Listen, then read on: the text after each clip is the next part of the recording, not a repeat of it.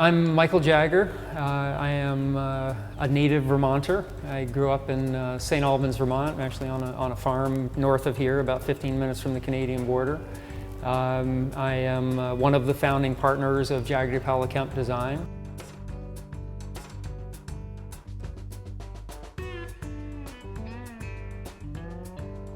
Brand design, if it is not strategic and purposeful in its thought, I mean, form is really, the form of whatever communication you're doing is shaped by its intent.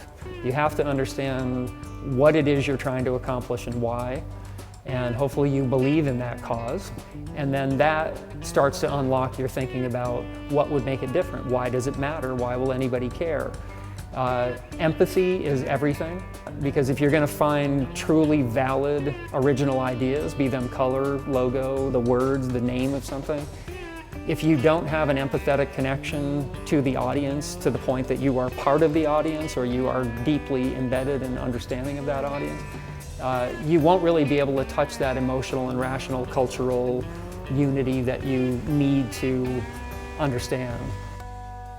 This building that we're in, 47 Maple Street, and JDK was kind of the catalyst for this. About 20 years ago, we acquired this building. Over that time, we crafted it into an ecosystem that is really a functioning sort of body and metaphor for the creative economy. We have a pretty spectacular range of things going on. If I took you through a quick description from the bottom floor to the top. At the basement level, we have a cafe called Malionero, which means black jersey. It's a commuter cycling inspired space where there is commuter showers and free Wi-Fi and epic coffee.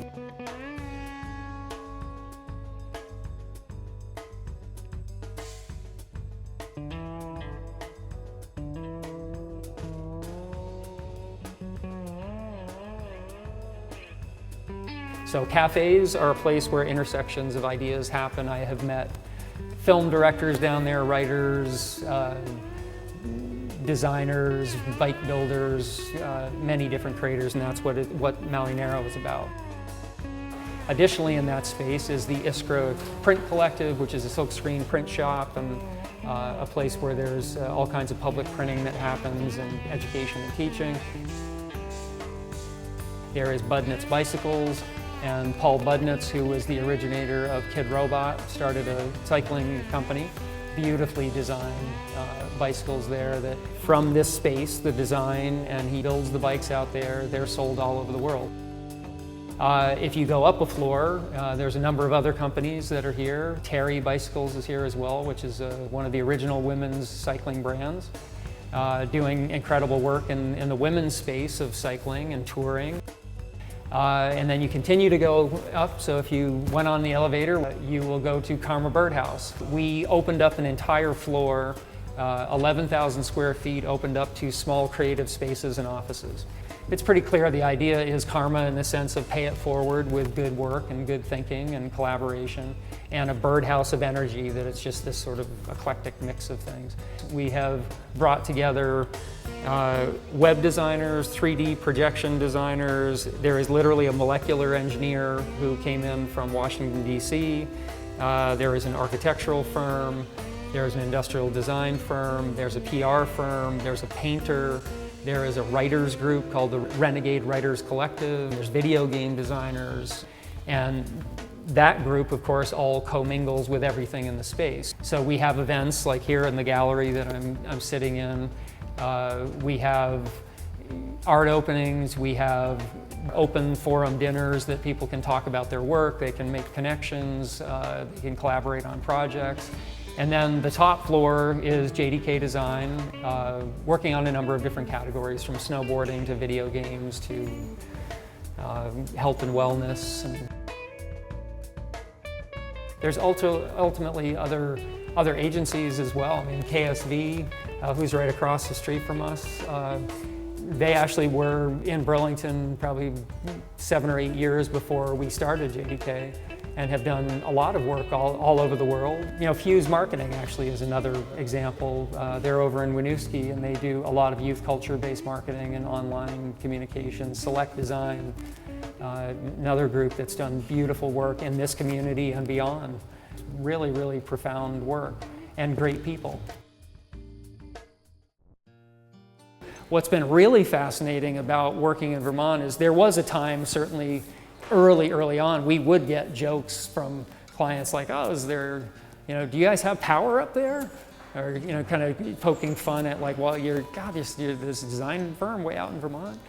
Now, what's interesting is you go to places like Brooklyn, you go to a lot of different locations where they're having their farmers markets and they're having their vision of their utopian future. Their utopian future is Vermont.